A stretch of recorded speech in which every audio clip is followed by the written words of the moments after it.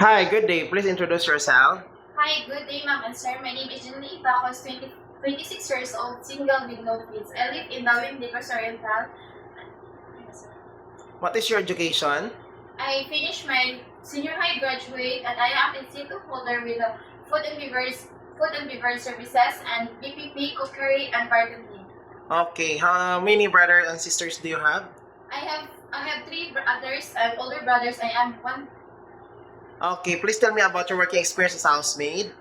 I came from Bahrain, and my working experience in Bahrain is I wake up in the morning and then I cook my breakfast and then I play with the kids and then I start working.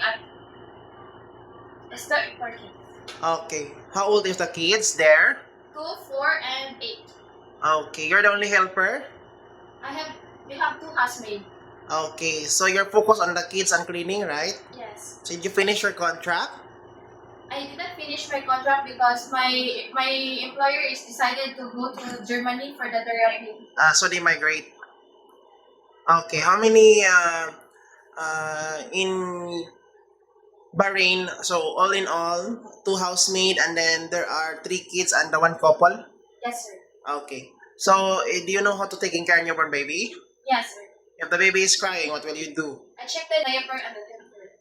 Okay. Do you have a long patient for the naughty children? Yes, sir. If the baby is sick, what will you do? The baby is sick. I will check the temperature and then I try to play with them.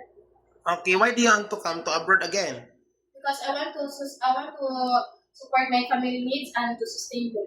Are you scared dogs and cats? No, Do you have any allergy? no. So, do you eat everything, right? Okay. What food can you cook? I know how to cook in Arabic food, Filipino food, and Okay. So, can you sing a baby song? yes, sir. Okay. Johnny, Johnny, yes, Papa, eating sugar, no, Papa.